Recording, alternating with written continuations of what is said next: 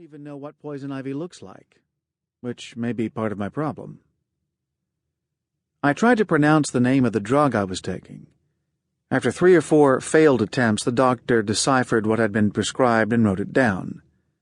Then he asked, "They didn't prescribe a steroid as well?" No, they hadn't. The reason being, I insisted that my family doctor give me the steroid in the form of a shot. 2 shots, actually. When I shared this bit of seemingly insignificant news with the doctor, he put down his pen and smiled. "I think I know what your problem is." This was good news. Sandra has been wondering since we were married. "What?" I asked. "It's the steroids. You're going to be fine. Once they work their way through your system, your heart will settle back down." And you know what? He was right. The problem took care of itself.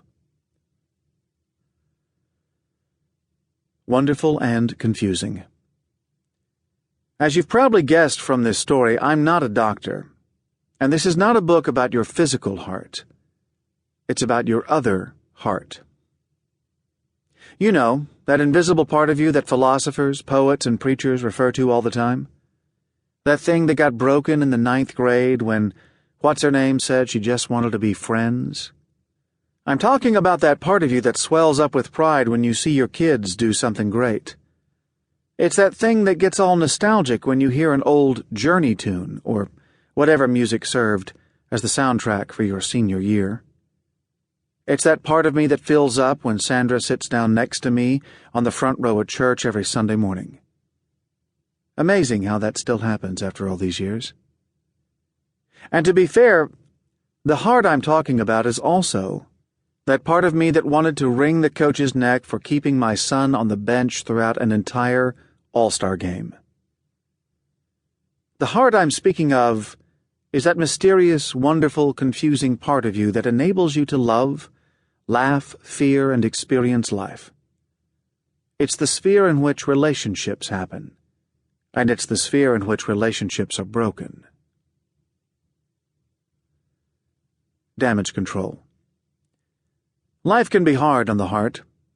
The world is full of outside influences that have the power to disrupt the rhythm of your heart. Most are subtle. Some may even appear to be necessary as protection from further disruptions. Over time, you develop habits that slowly erode your heart's sensitivity. The inevitable pain and disappointment of life have caused you to set up walls around your heart. Much of this is understandable. But at the end of the day, there's no way around the truth. Your heart is out of sync with the rhythm it was created to maintain. These disruptors that throw your heart out of sync are not like the steroid that eventually worked its way out of my system without any effort on my part. Those things that disrupt the rhythms of the invisible heart linger. If left alone, some will linger for a lifetime. After a while, we come to accept these disruptors as part of us, part of our personality. And so we catch ourselves saying, "That's just the way I am." But you weren't always that way. And those closest to you know it. So let me ask you, how are things with your heart? Hit the pause button on this audiobook and think for a moment. How are things with your heart? Not your career, your family, or your finances, your heart. Chances are you've never stopped to consider your heart. And why should you? There are meals to fix, calls to return, interviews to prepare for, and bills to pay. If at the end of the day you're all caught up with these things and someone asks, "How are things?" you can smile and sigh and say, "Fine." But this is a different question. It's a more important question. And yes, it's an awkward question. Another me. Perhaps the major reason we rarely stop to monitor our hearts is that it was never encouraged. As children, we were taught instead to monitor our behavior.